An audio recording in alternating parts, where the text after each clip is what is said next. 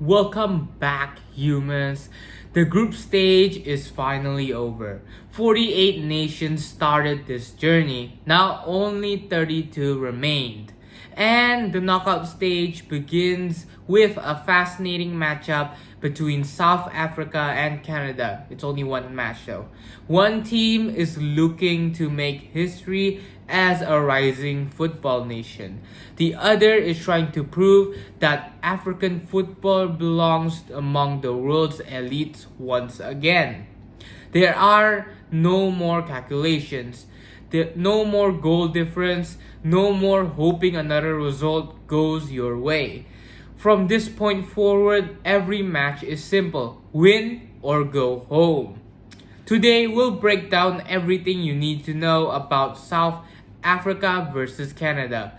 We'll look at both teams' group stage performances, their strengths, their weaknesses, their tactical battle, the key players, the coaching matchup, the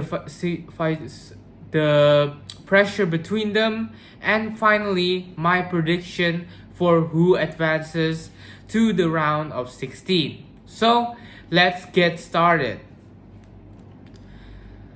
But for disclosure first, if I stutter or pronounce these names or words wrong, I would like to say sorry in advance.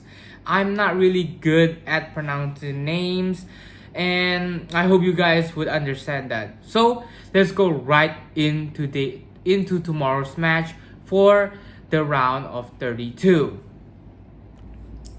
Let's begin with Canada.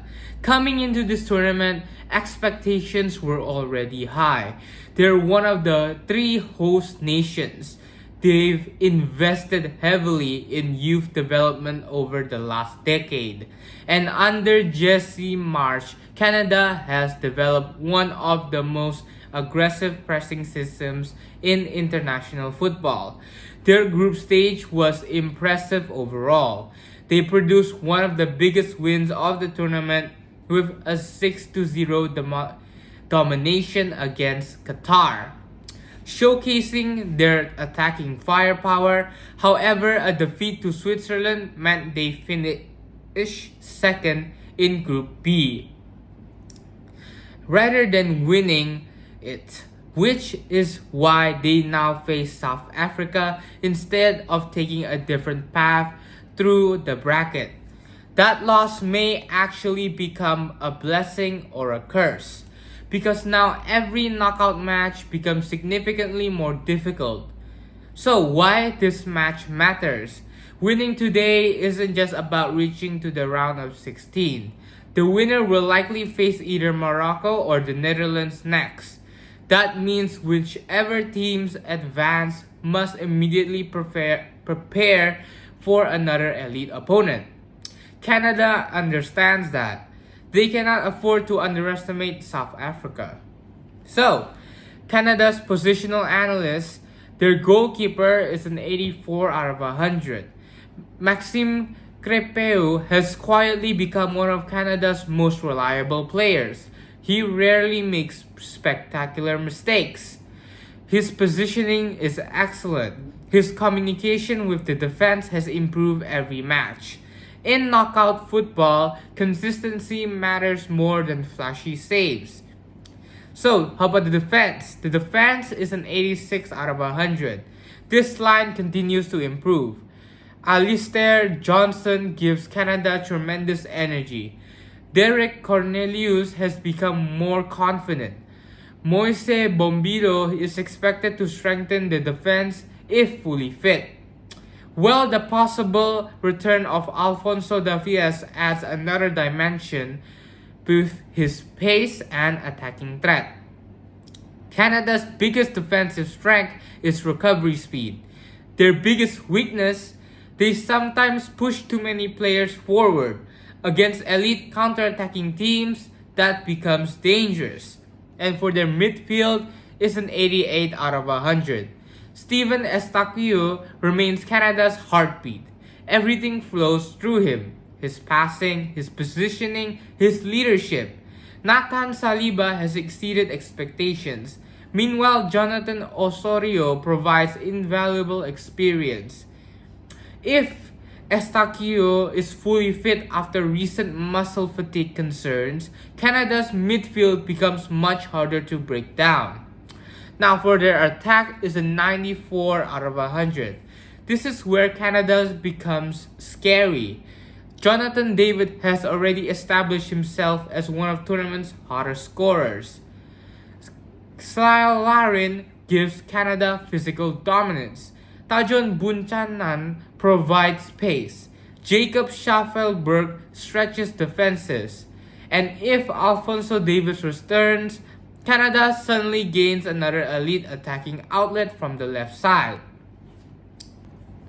Now let's talk about South Africa. Their tournament has almost been the complete opposite. They didn't dominate, they didn't score any goals, instead they survived. After an uneven start, they recovered with disciplined performances and secured a historic place in the knockout stage, including a crucial victory over South Korea. That confidence matters. This team believes. Now, for South Africa's positional analysts, their goalkeeper is an 87 out of 100. Ronwen Williams has been South Africa's MVP. Several matches would have been lost without him. Excellent reflexes, great command of his penalty area, very calm under pressure. And for the defense, I'd give South Africa an 88 out of 100. South Africa's biggest strength, they can stay compact, they rarely panic, they defend together.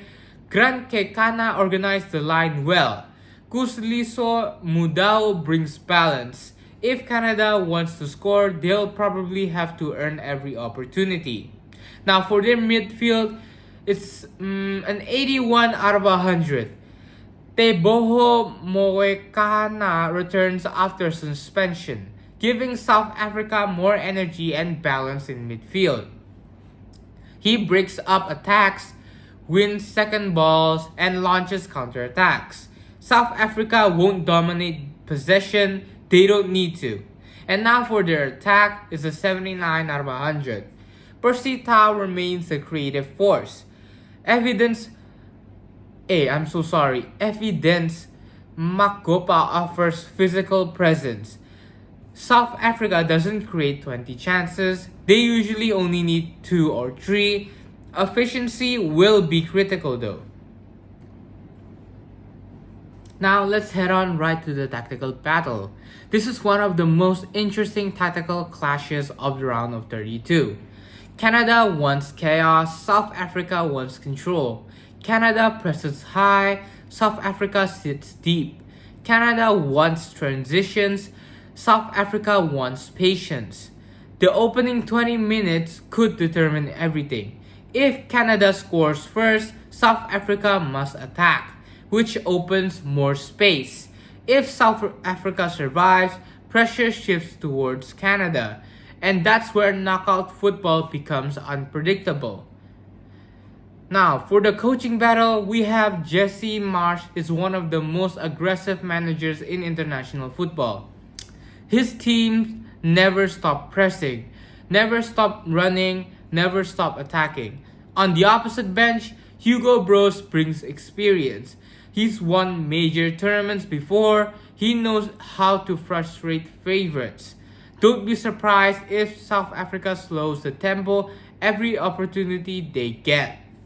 Now, key players for Canada, we have players like Jonathan David, Steven Estaquio, Kyle Larin, Alphonso Davies if he starts, and Tajon Bunchanan. And for South Africa, we have players like Ronwen Williams, Percy Tau, Teboho Mokoena, Grant Kekana, Evidence Makopa.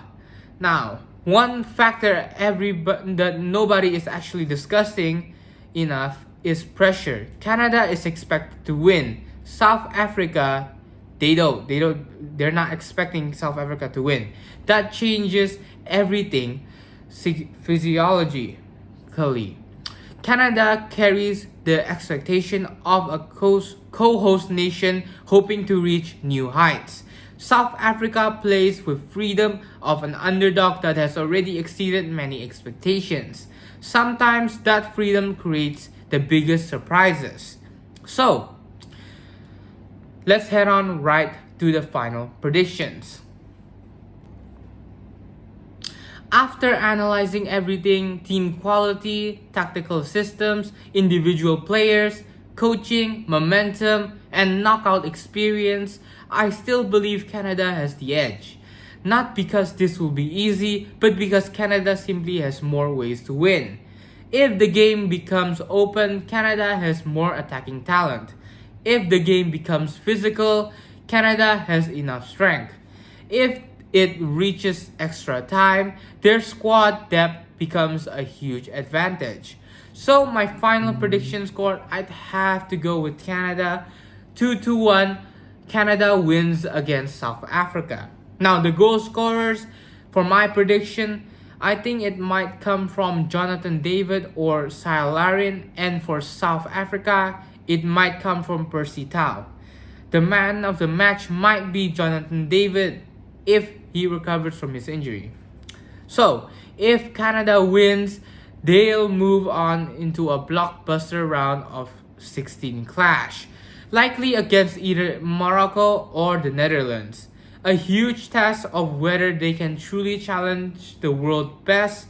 South Africa, meanwhile, has already shown they belong on the stage and could still make life extremely difficult for the favorites if they produce another disciplined performance.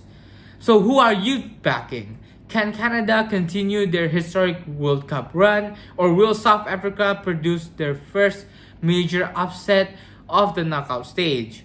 Let me know your predictions down in the comments below, and if you enjoyed the analyst today, don't forget to hit that like button and subscribe to the channel, and don't forget to turn on notifications for more FIFA World Cup 2026 coverage. Thanks for watching, and I'll see you on the next one.